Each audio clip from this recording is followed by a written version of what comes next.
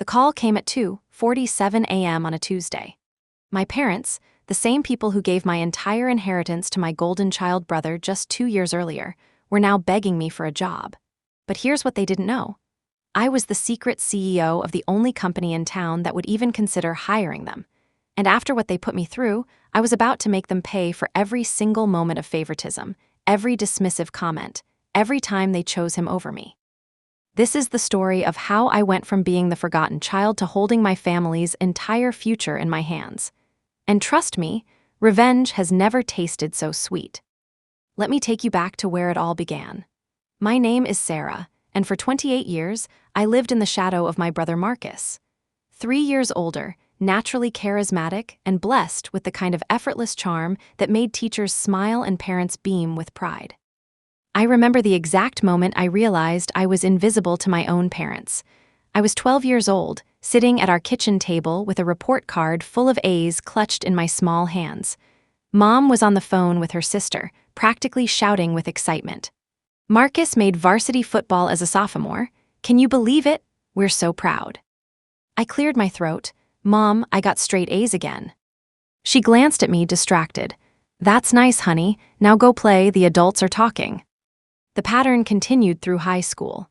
While Marcus partied and barely scraped by with C's, I was valedictorian, student body president, and earned a full scholarship to Stanford for computer science.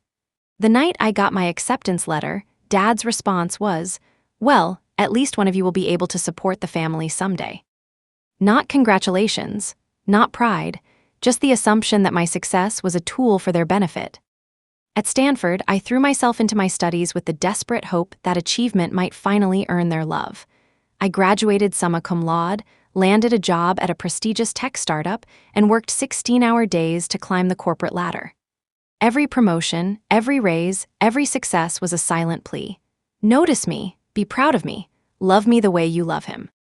Meanwhile, Marcus bounced from job to job, relationship to relationship, always finding new ways to disappoint everyone except our parents. When he got fired from his third sales job for showing up drunk, Dad called it character building. When he totaled his car in a DUI accident, Mom said he was going through a rough patch.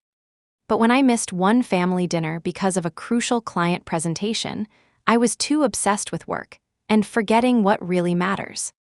By age 26, I had built a small fortune through smart investments and my executive salary. I owned a beautiful downtown condo, drove a Tesla, and had started my own consulting firm on the side. Marcus, at 29, lived in Mom and Dad's basement, unemployed for the 4th time in 2 years. Guess which one of us they worried about more? The consulting firm grew faster than I ever imagined. Within 18 months, I had 12 employees and contracts with major corporations across the state. But I kept it quiet from my family. Why give them another reason to see me as the family ATM? I should have known that their sudden interest in my career success meant they needed something. Grandpa Theodore died on a rainy Thursday in October. He was 91, sharp as a tack until the end, and the closest thing to a father figure I'd ever known. While my parents dismissed my achievements, Grandpa celebrated everyone. He taught me to play chess, helped me with math homework, and always told me I was destined for greatness. "You've got steel in your spine, Sarah," he used to say. "Don't let anyone bend you." The funeral was small, attended mostly by his old business associates and neighbors. Marcus showed up hungover, checking his phone throughout the service. My parents seemed more concerned with the post-funeral reception than mourning their father. I was the only one who cried. 3 days later, the lawyer called. Grandpa's estate was worth $2.3 million, money he'd saved from decades of running a successful hardware store chain. The will reading was scheduled for the following Tuesday. I remember walking into that oak-paneled law office, feeling a mixture of grief and anticipation. Maybe, finally, Grandpa's death would bring our family together. Maybe his final words would heal the wounds that had festered for decades. The lawyer, a kind-faced man named Mr. Peterson, cleared his throat and began reading in that formal, measured tone they teach in law school. "I, Theodore William Morrison, being of sound mind and body, do hereby distribute my earthly possessions as follows." He read through the smaller bequests first, the antique clock to the local library, his tools to a neighbor who'd helped with yard work. His chest set to me, the only thing that brought a smile to my face that day. Then came the big one. The remainder of my estate, totaling approximately $2.3 million, I leave equally to my 2 grandchildren, Sarah Elizabeth Morrison and Marcus Theodore Morrison, with the following stipulation. The inheritance shall be held in trust until both beneficiaries reach the age of 30, at which point they may access their full inheritance.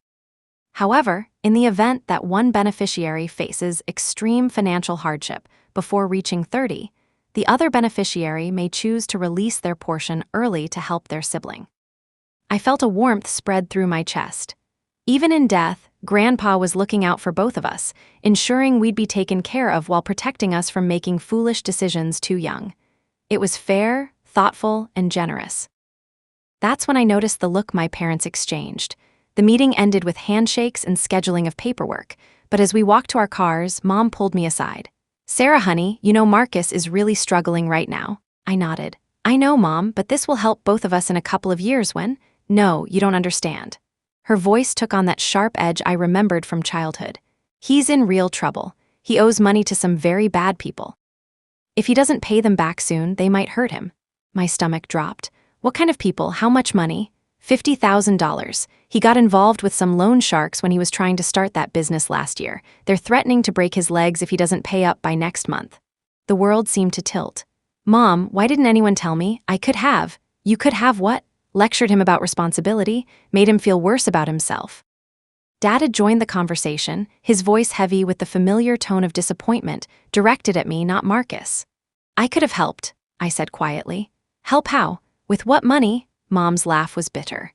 "You're 26 years old living in some fancy apartment, but we all know you're probably drowning in student loans and credit card debt like everyone else your age." They had no idea.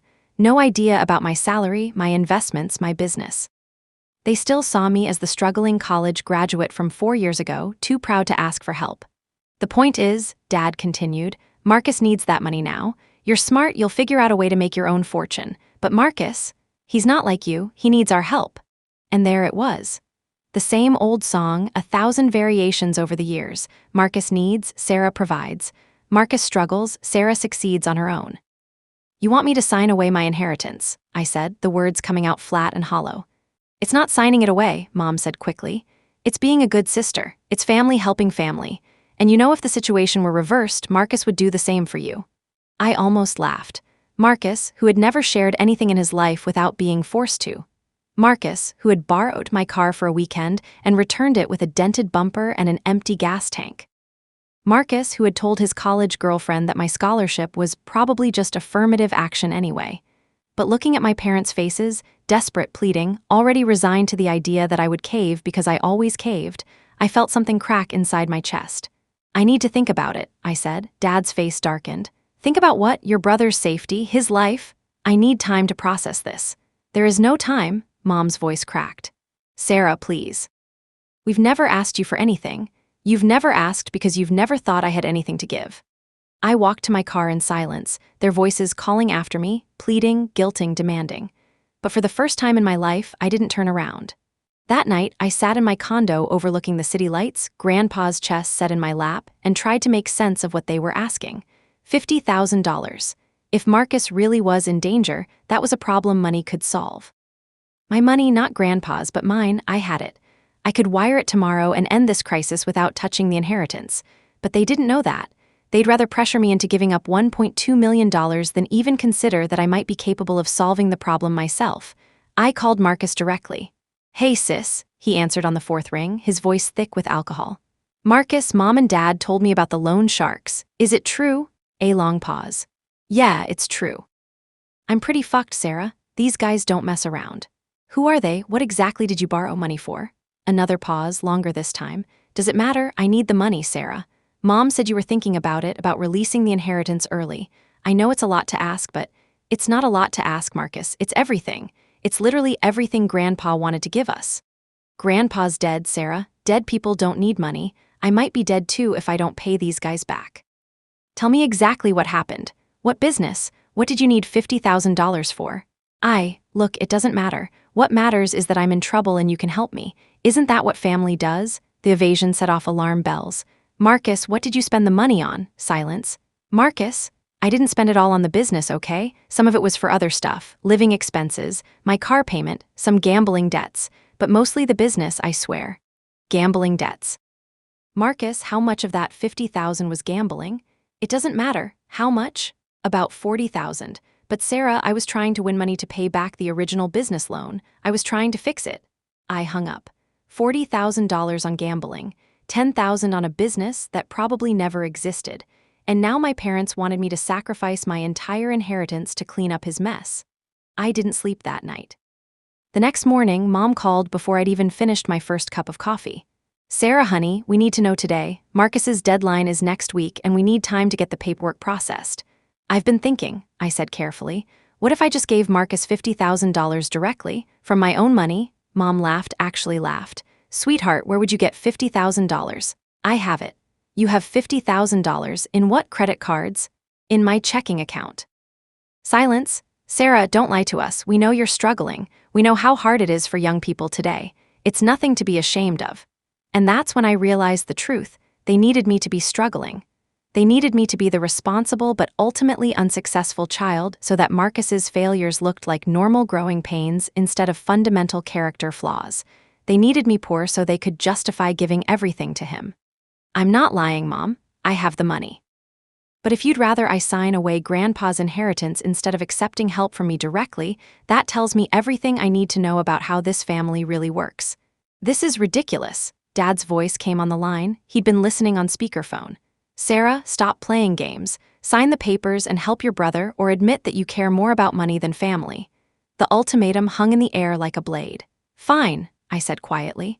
I'll sign the papers. And I did. 3 days later, I sat in Mr. Peterson's office and signed away my inheritance. All $1.2 million of it, handed over to my brother who had gambled away a loan shark's money and was now my parents' golden child once again. Marcus hugged me afterward. Thanks, sis, I owe you one. Mom cried with relief.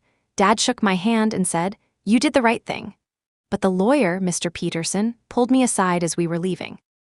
Miss Morrison, I want you to know that your grandfather specifically asked me to make this provision because he was worried about Marcus's spending habits. He wanted to protect both of you from making poor financial decisions too young. I'm not sure this is what he would have wanted. I know, I replied, but family is family. That night, as I sat alone in my apartment, I made myself a promise. I would never be vulnerable to them again.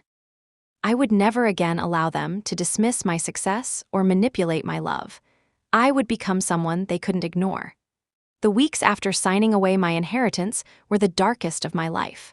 Not because of the money, I had plenty of my own, but because of the crushing realization that my family would never see me as anything more than a supporting character in Marcus's story.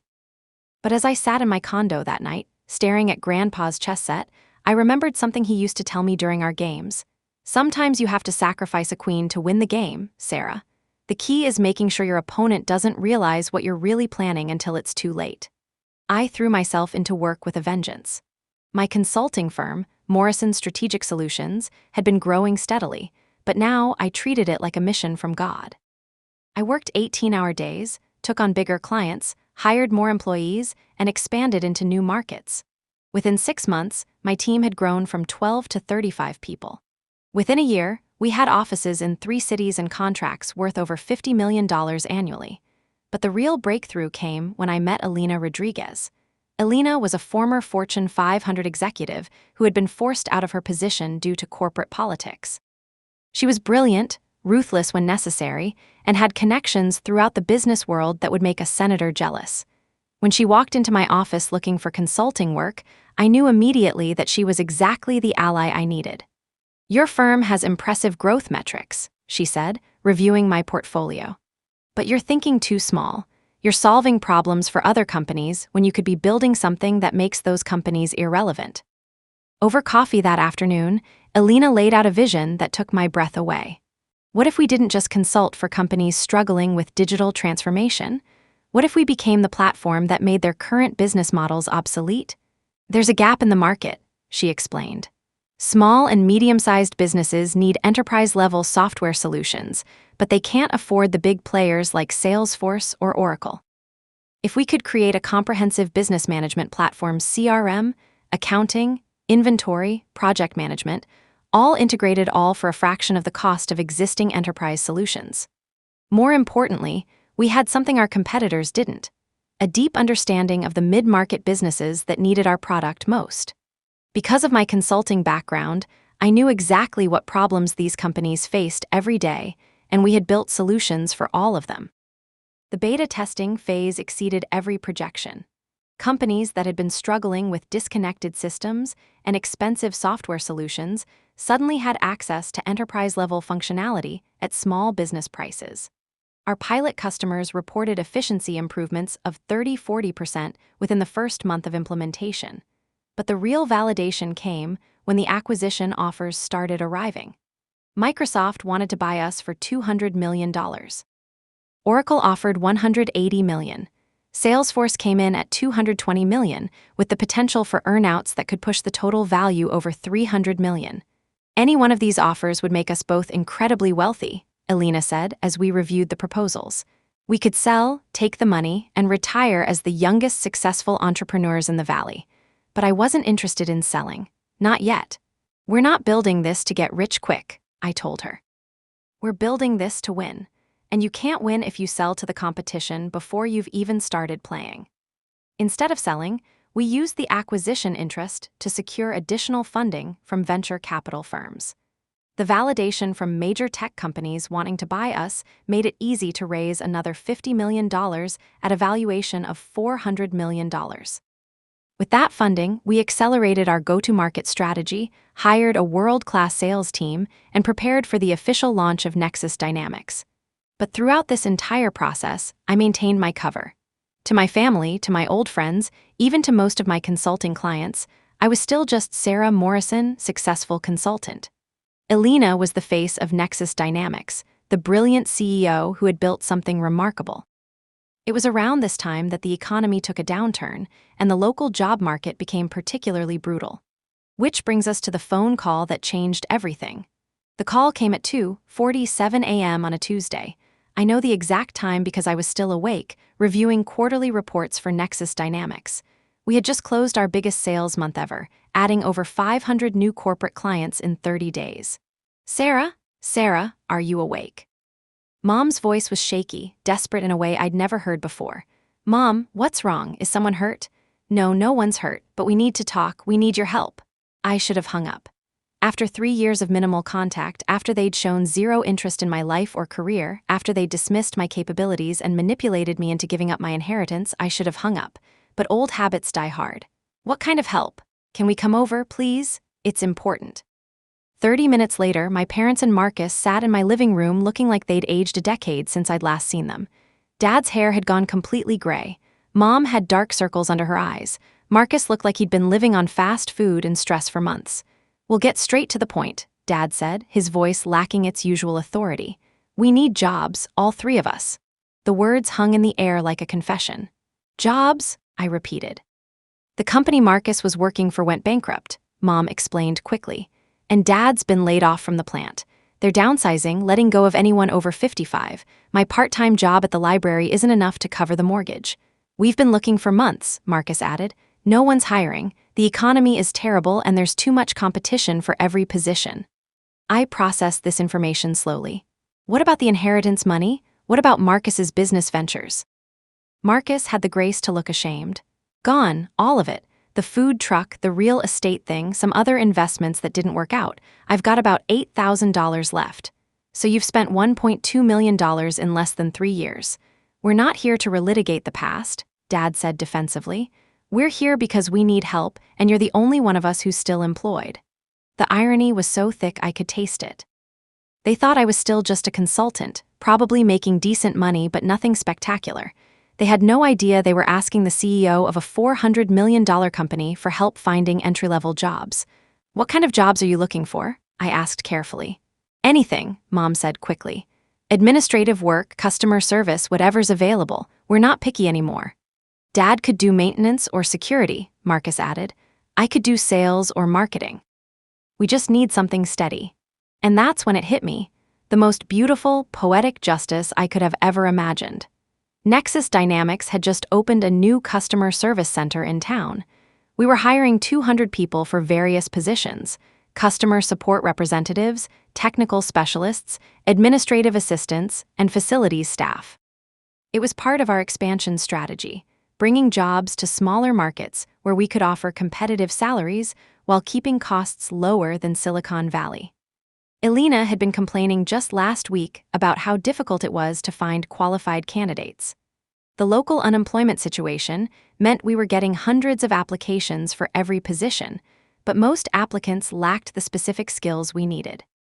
But here's what my family didn't know. As CEO, I had final approval on all hiring decisions, and Nexus Dynamics was rapidly becoming the only major employer in town that was actively hiring. "Let me see what I can do," I said finally.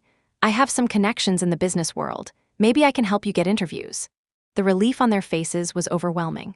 "Sarah, you don't know what this means to us," Mom said, tears in her eyes. "We were so scared, thinking we might lose the house." "You're saving our lives," Dad added, his voice thick with emotion.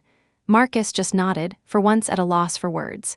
After they left, I sat alone in my apartment and called Elena. "You realize this is either the most brilliant power play in business history or a complete disaster waiting to happen," she said after I explained the situation. "It's justice," I replied. "For the first time in my life, I hold all the cards." The next morning, I reviewed the personnel files for our hiring initiative. We had 3 positions that would be perfect for my family. Customer service representative, level 1, perfect for Mom, who had experience dealing with people and handling multiple tasks. Starting salary, $35,000 annually, with benefits. Facilities maintenance specialist, ideal for Dad, who had mechanical skills from his factory work. Starting salary, $40,000 annually, with benefits. Sales support coordinator, a good fit for Marcus, who had some sales experience and needed structure. Starting salary, $38,000 annually, with benefits.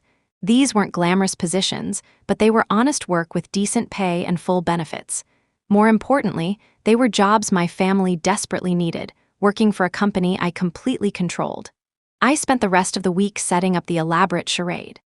First, I called my parents and told them I'd reached out to some contacts and found a company that was hiring. "It's called Nexus Dynamics," I explained. "They're a tech company that's expanding rapidly. The CEO is someone I've worked with before, 20 Elena Rodriguez, and she's agreed to interview all 3 of you." Next, I briefed Elena on exactly how to handle the interviews. She would conduct them personally, as if she were doing me a professional favor. My family would never know that the CEO of this rapidly growing company was interviewing them at the request of her secret business partner. "This is either going to be the most satisfying moment of your career or the beginning of a very complicated family situation," Elena warned me. "Probably both," I admitted. The interviews were scheduled for the following Monday. I made sure to be out of town that day officially on a consulting assignment, actually observing the process remotely through our office security cameras. Watching my family walk into the Nexus Dynamics headquarters for the first time was surreal. The building was a gleaming monument to everything I'd accomplished while they'd been dismissing my capabilities. 30 floors of glass and steel, with our company logo prominently displayed, housing over 800 employees and representing hundreds of millions of dollars in value. Mom went first. I watched through the security feed as she sat nervously in Elena's office, clearly intimidated by the executive surroundings. Elena was professional but warm, asking standard interview questions about experience, availability, and expectations. "Ms. Morrison," Elena said at one point, "your daughter Sarah spoke very highly of your work ethic. She seems to think you'd be an excellent fit for our customer service team." Mom practically glowed at the compliment. Sarah's always been so successful in business. When she said she might be able to help us, we were so grateful. She's the smart one in the family. Dad's interview was more straightforward. He was nervous, but answered questions competently, demonstrating knowledge of maintenance procedures and safety protocols from his factory experience. "Mr. Morrison, your daughter mentioned that you're very reliable and detail-oriented. Those are exactly the qualities we need in our facilities team." Dad smiled for the first genuine smile I'd seen from him in years. "Sarah's always been good at seeing people's strengths. She's been the rock of our family, especially lately." Marcus's interview was the most painful to watch. He was trying so hard to impress Alina, overselling his limited experience and making grand promises about his sales potential. But Alina was skilled at reading people, and she quickly identified his weaknesses while still maintaining a professional demeanor. "Mr. Morrison, this is a support role, not a direct sales position. Are you comfortable with detailed administrative work and following established processes?" Marcus nodded eagerly. "Absolutely, I know I've had some challenges in the past, but I'm ready to prove myself. My sister Sarah believes in me, and that means everything." After all 3 interviews, Alina called me with her assessment. "Your mother is genuinely qualified and would probably excel in customer service. Your father has the skills for maintenance work and seems like he'd be reliable. Marcus, well, he'd need close supervision, but the structure might be good for him. Are you going to hire them?"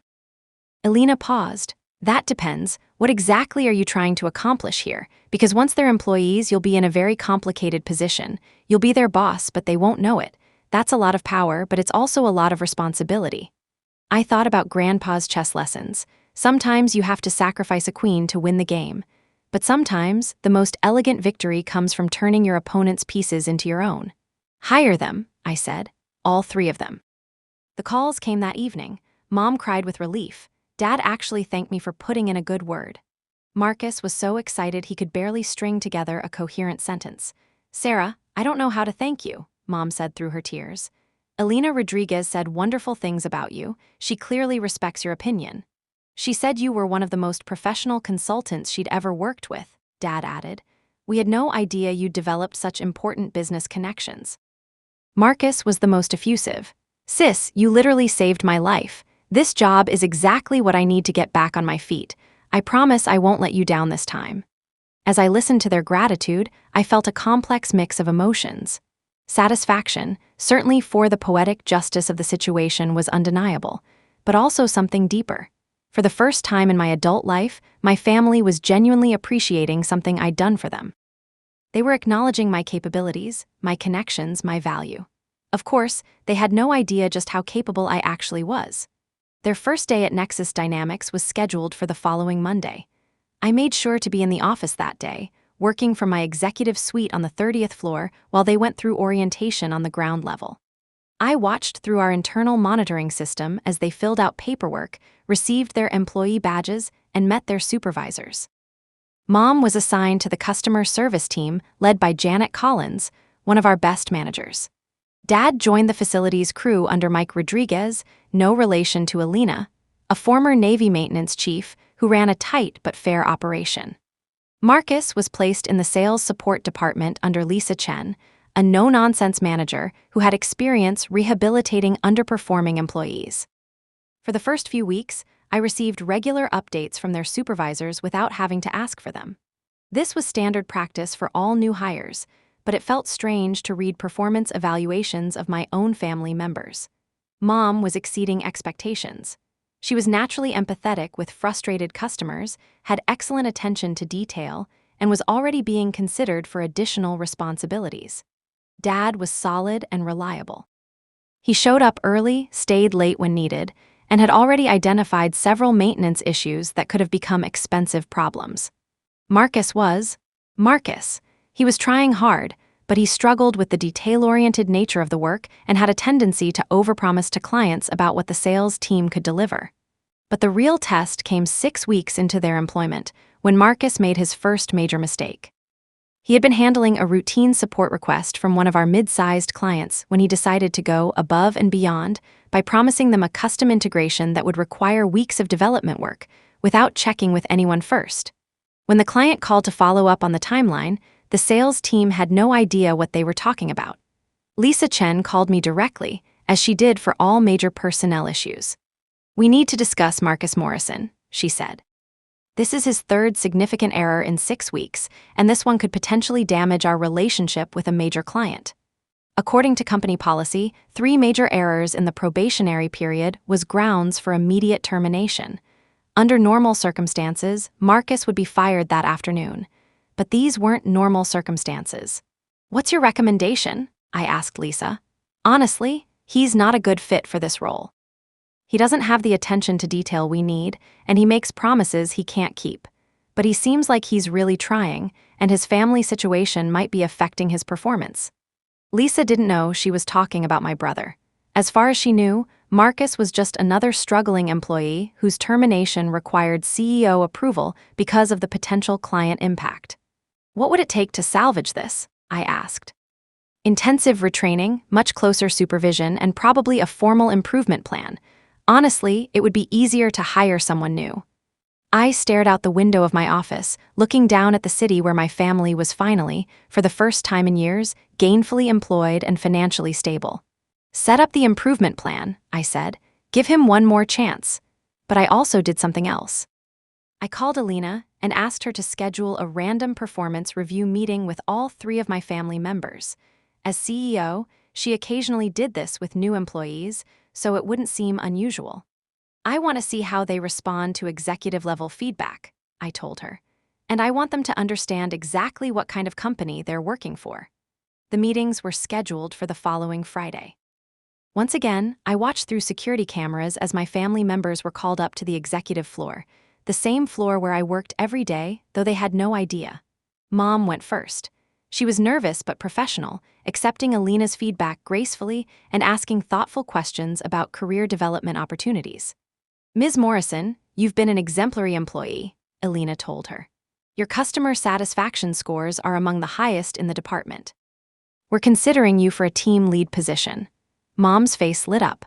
I would be honored. This job has been such a blessing for our family. Dad's review was similarly positive. His attention to detail and proactive approach to maintenance had saved the company thousands of dollars in potential equipment failures.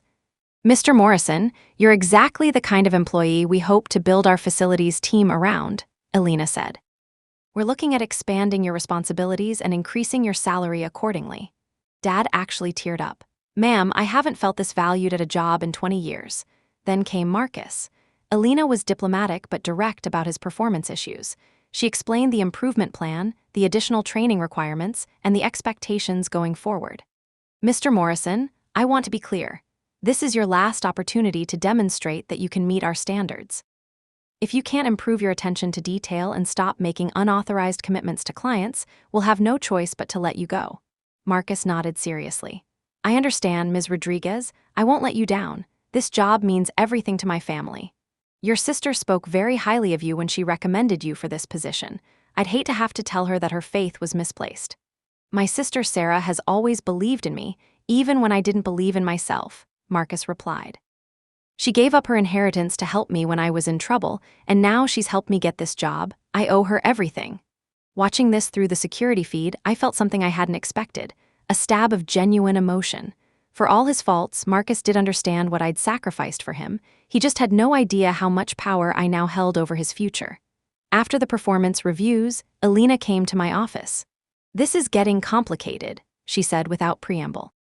Your family is starting to really integrate into the company culture. Your parents are actually valuable employees, and Marcus is trying hard to improve. What happens when they eventually find out who you really are? It was a question I'd been avoiding. Eventually, the truth would come out. Eventually, they would discover that their daughter and sister wasn't just a successful consultant, but the CEO of the company that employed them. Maybe they never have to find out, I said. Alina raised an eyebrow. Sarah, we're not exactly a small startup anymore. We're about to go public. There will be media coverage, SEC filings, public records. Your name is going to be everywhere as the founder and CEO. She was right, of course. The IPO was scheduled for the following year, and once we went public, my role would become a matter of public record. Besides, Alina continued, don't you think they deserve to know? They're working hard, they're contributing to the company's success, and they clearly have no idea that they're working for you. When they find out, and they will find out, how do you think they're going to react? I hadn't thought that far ahead. I'd been so focused on the satisfaction of secretly controlling their employment that I hadn't considered the long-term implications. What would you do? I asked. Alina was quiet for a long moment. I think I'd tell them. But I'd wait for the right moment, and I'd do it in a way that gives them the opportunity to process it with dignity. But the decision was taken out of my hands 3 weeks later, when Marcus made his second major error. This time, he had accidentally sent a confidential client pricing proposal to the wrong company, a direct competitor. It was the kind of mistake that could potentially cost us millions in lost competitive advantage. Lisa Chen called me immediately. I'm sorry, but this is it. I can't justify keeping him any longer. This kind of error could seriously damage our market position. Under normal circumstances, she would be absolutely right. This was a firing offense, no question. But as I sat in my office, looking at Marcus's termination paperwork, I realized this was the moment I'd been unconsciously waiting for. The moment when I would have to decide whether to reveal my identity or let my brother lose the job that had become his lifeline. I called Alina. Set up a meeting with Marcus. Today, tell him the CEO wants to speak with him personally before any final decisions are made. Sarah, are you sure about this? It's time. 2 hours later, Marcus sat in the same conference room where I'd made billion-dollar deals and strategic decisions that affected hundreds of employees. He looked terrified, fidgeting with his employee badge and avoiding eye contact. Alina let him in, then stepped back as I entered the room. For a moment, we just stared at each other. Marcus, confused and frightened, waiting to meet the CEO who would decide his fate. Me, holding all the power I'd built over 3 years of secret empire building. Hello, Marcus, I said quietly. The recognition dawned slowly. First confusion, then disbelief, then shock so complete that his face went completely white. Sarah, what? How? I don't understand. I sat down across from him, in the same chair where I'd negotiated multi-million-dollar contracts and made decisions that shaped entire industries. I'm Sarah Morrison, founder and CEO of Nexus Dynamics. I've been running this company for 3 years, and for the past 2 months, you've been working for me.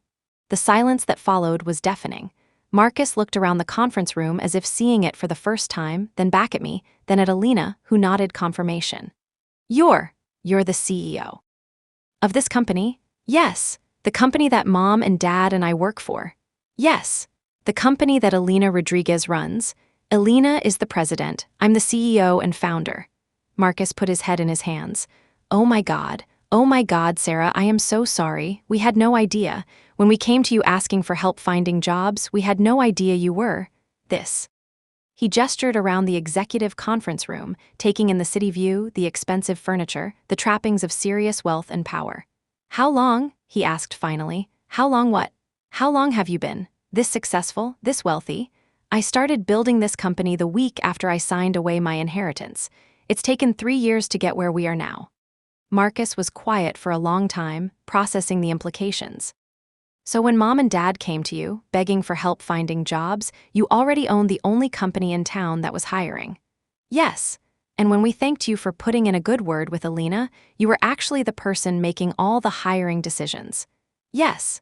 And when I've been screwing up, when I've been making mistakes that should have got me fired, you've been the one deciding whether to keep me. Yes.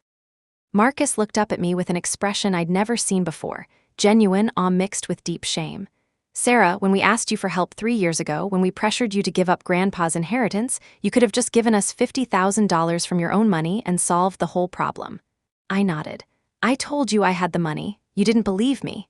We thought you were lying. We thought you were just trying to get out of helping family. I know, but you weren't lying. You had $50,000. You probably had a lot more than $50,000. I had about $1.2 million in various investments and accounts. The math was devastating. While pressuring me to give up my inheritance to save him from his gambling debts, my family had been completely unaware that I had enough money to solve the problem without touching Grandpa's bequest. They had assumed I was struggling financially because they couldn't conceive of me being successful enough to have real money. So we made you choose between family and money when you didn't have to choose at all. You could have helped me without giving up the inheritance. That's right. And instead of telling us the truth about your finances, you let us pressure you into signing away $1.2 million that Grandpa specifically wanted you to have. I did. Marcus was quiet for several minutes, staring at his hands. Why? He asked finally. Why what? Why did you let us do that to you? Why didn't you just tell us you had the money? It was the question I'd been asking myself for 3 years. Because I wanted to see if you would choose me over the money. I wanted to see if our parents would value me as a person, not just as a resource. I wanted to know if this family would ever see me as anything more than the responsible one who cleans up everyone else's messes. And we failed that test completely. You did, Marcus nodded slowly. And now you're in a position to fire me, to destroy my life, to pay us back for every time we dismissed you or took you for granted. The moment hung between us like a blade. This was it. The confrontation I'd been building toward for 3 years. The ultimate proof of my power and their dependence. "Marcus," I said quietly, "you've made 2 major errors in 2 months. You've cost the company money and potentially damaged client relationships. By any reasonable standard, you should be terminated immediately." His face went white. "Sarah, please, this job is all I have left. If you fire me, I'll never find another one. No one else is hiring, and after losing this position, I'll never get another reference." "You're right. If I fire you today, you'll probably be unemployed for months, maybe years. You'll have to move back in with Mom and Dad, assuming they can keep the house without your income contribution." "Please, Sarah, I know I don't deserve another chance. I know I've screwed up everything I've ever been given, but I'm trying to change. This job has been the first stable thing in my life in years." I looked at my brother, really looked at him. The golden child who had been handed every advantage, every opportunity, every benefit of the doubt. Who had squandered inheritance that could have set him up for life. Who had never once acknowledged my sacrifices until this moment. But also the person who was genuinely trying to change, who was working hard at an entry-level job, who understood for the first time in his life what it meant to be vulnerable and dependent on someone else's mercy.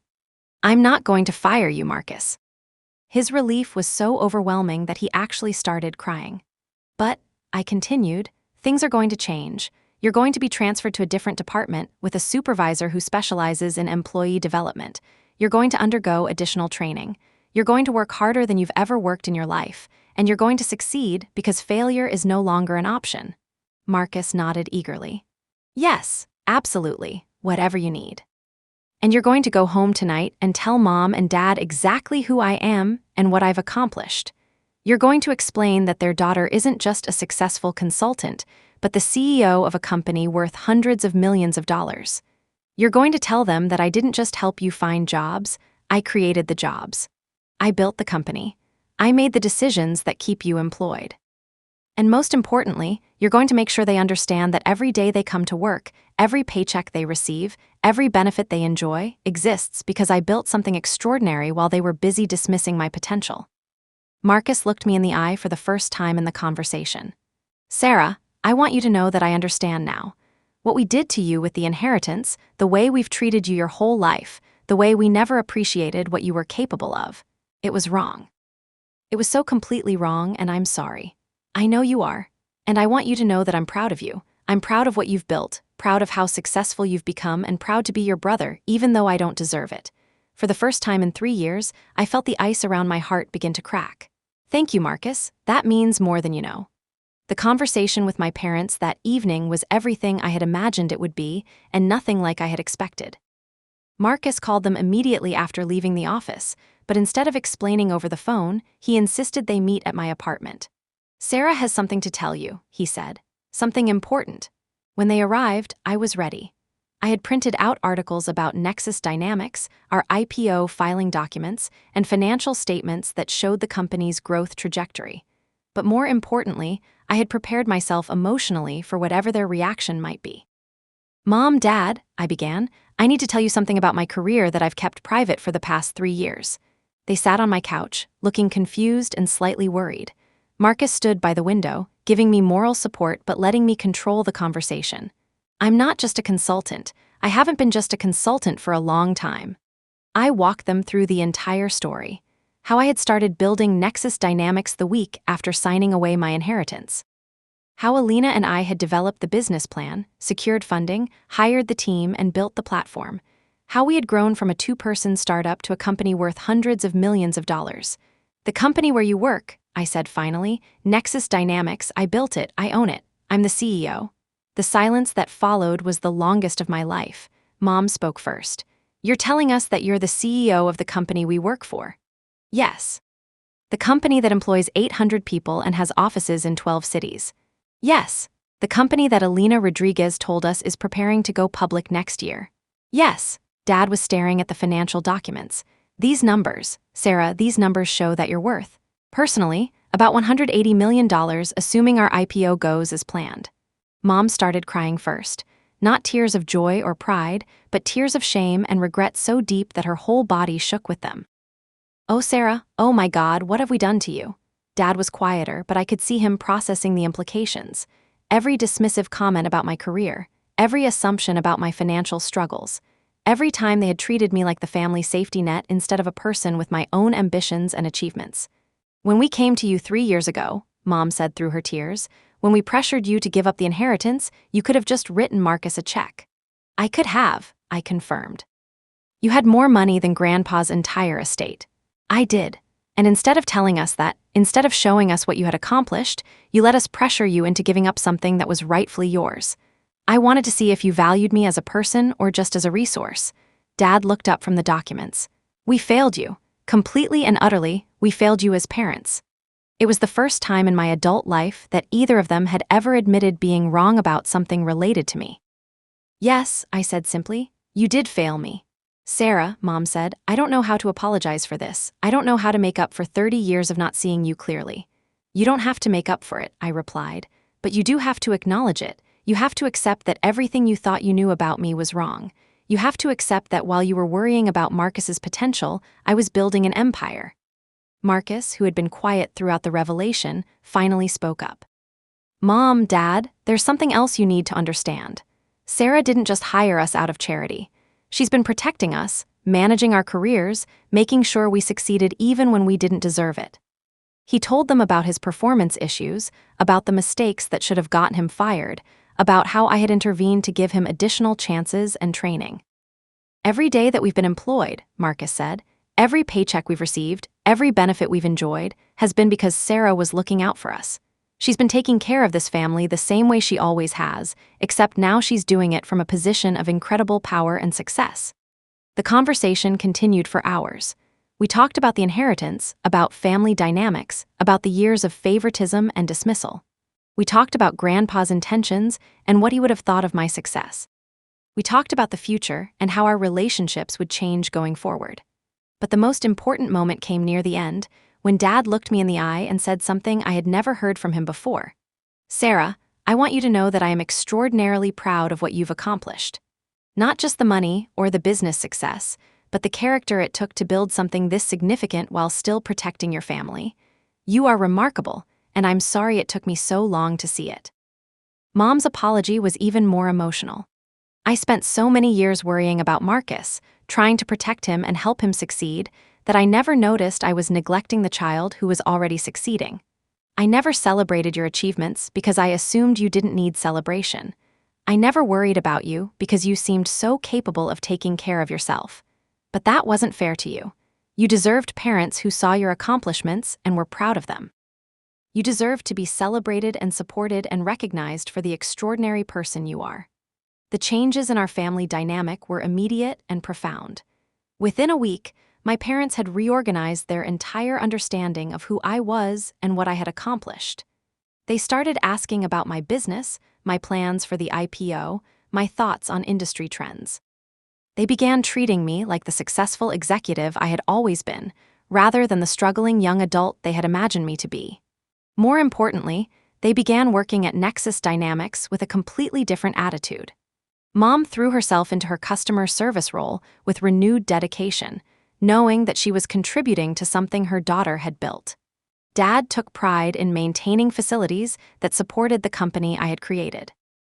Even Marcus began approaching his work with a seriousness and focus that had been missing from every previous job. The changes extended beyond just their work performance. For the first time in my adult life, my parents began asking me for advice. Not financial bailouts or job connections, but genuine guidance about their careers, their decisions, their futures. "Sarah," Mom asked one evening over dinner, "do you think I should apply for the team lead position that opened up? I know I'm qualified, but I don't want people to think I'm getting special treatment because I'm your mother." "Mom," I replied, "if you're the best candidate for the position, then you deserve it regardless of our relationship. But you'll have to prove yourself just like any other employee. I won't interfere in departmental hiring decisions just because you're family." She nodded seriously. "I wouldn't want you to. I want to earn it." And she did. Mom was promoted to team lead 3 months later, based entirely on her performance metrics and leadership potential. The promotion came with a salary increase to $48,000 annually, making her financially independent for the first time in years. Dad's transformation was equally dramatic. Once he understood that he was working for a company I had built, he began approaching his maintenance responsibilities with the dedication of someone protecting a family legacy. He identified cost-saving opportunities, improved efficiency protocols, and mentored newer employees. His supervisor, Mike Rodriguez, called me personally to praise Dad's work. I don't know what changed, but Bill Morrison has become one of our most valuable facilities employees. He's proactive, reliable, and has saved us thousands of dollars in preventive maintenance. But the most remarkable change was in Marcus. Understanding that his employment was a direct result of my success and protection fundamentally altered his approach to work. He began staying late to double-check his assignments, asking questions when he was uncertain, and taking detailed notes to avoid repeating mistakes.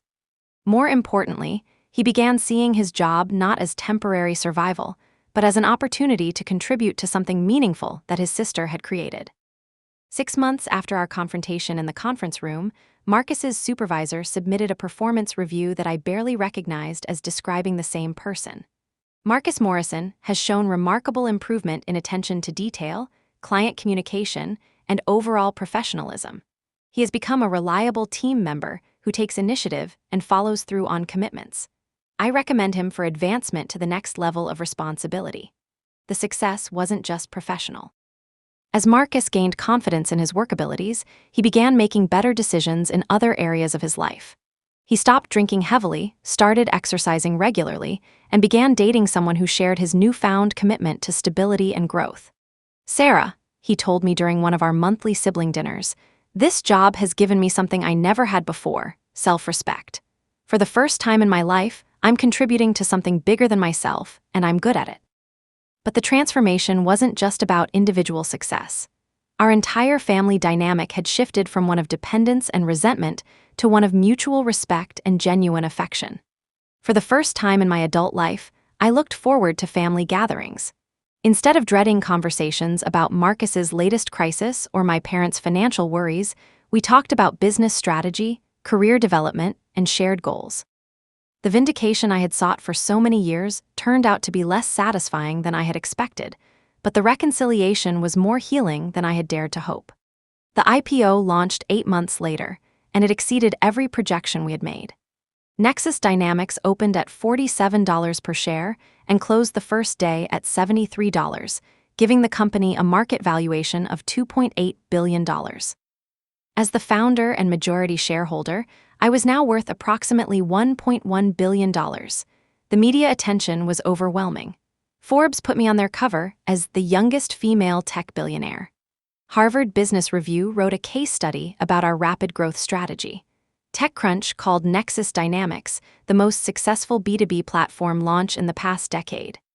But the moment that meant the most to me came during the opening bell ceremony at the New York Stock Exchange, when I looked into the crowd of investors, employees, and media representatives and saw my parents and Marcus in the front row, beaming with pride. After the ceremony, Dad pulled me aside. "Sarah, I want you to know that your mother and I have been doing some thinking about the inheritance situation." I braced myself, unsure where this conversation was headed. "We've been talking to Marcus about using some of his remaining inheritance money to set up a foundation in Grandpa's name, something focused on supporting young entrepreneurs and business education. But more than that," Mom added, "we want you to run it.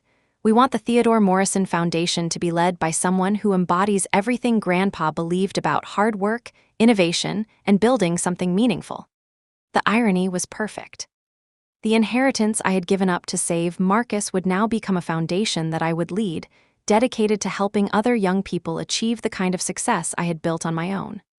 "We've also been thinking," Marcus said, "about the money I still have left. It's about $800,000. I want to invest it in Nexus Dynamics, not as a gift or a family favor, but as a legitimate investment in a company I believe in." The gesture was symbolic more than financial. By the time of the IPO, $800,000 was a tiny fraction of the company's value, but it represented something crucial. Marcus was choosing to bet his future on my success rather than asking me to subsidize his failures. "I want to be clear," he continued. "This isn't about getting special treatment or family favors. I want to invest because I think Nexus Dynamics is going to continue growing, and I want to be part of that growth."